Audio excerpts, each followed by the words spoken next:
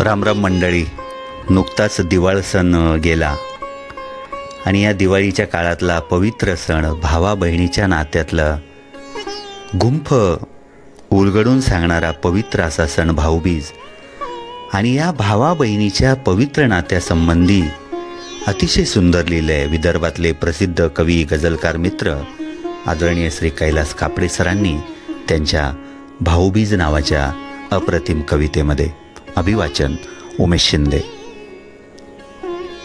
येता गावाच्या शिवारी कशी आठवण येते दारी, भाऊरायाच्या कपाळी बहीण टिळा टिकवे माथ्यावरी.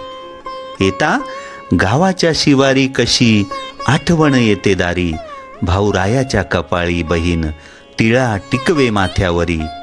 असा माझा भाऊराया जसा डोंगरी पहाड, असा माझा भाऊराया जसा डोंगरी पहाड. त्याच्या शिवारात मी जशी डोंगरी महाल, त्याच्या शिवार महाली आम्हा बहीण भावाचं जीन. त्याच्या शिवार महाली आम्हा बहीण भावाचं जीन. किती किती कष्ट उपसले भावा बहिणीसाठी त्यानं. नाही राहायला झोपडी, नाही खायला भाकर, नाही राहायला झोपडी, नाही खायला भाकरी. तरी बहीण भाऊराया करे लेकरांसाठी रे चाकरी.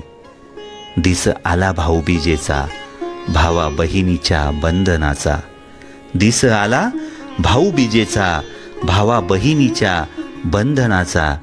कशी जाऊ मी आता भावा हा कळप असा दुष्पणाचा.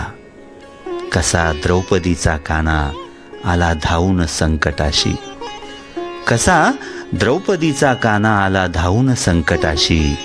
तसा धावजो रे भावा रक्षा करण्या तू आता. रक्षा कर रे भावा आता, रक्षा कर रे भावा आता. नको नाकारू अशा बाता. जशी द्रौपदी करी कृष्णाची संकट काळी धाव आता. जशी द्रौपदी करी कृष्णाची संकट काळी धाव आता. धन्यवाद.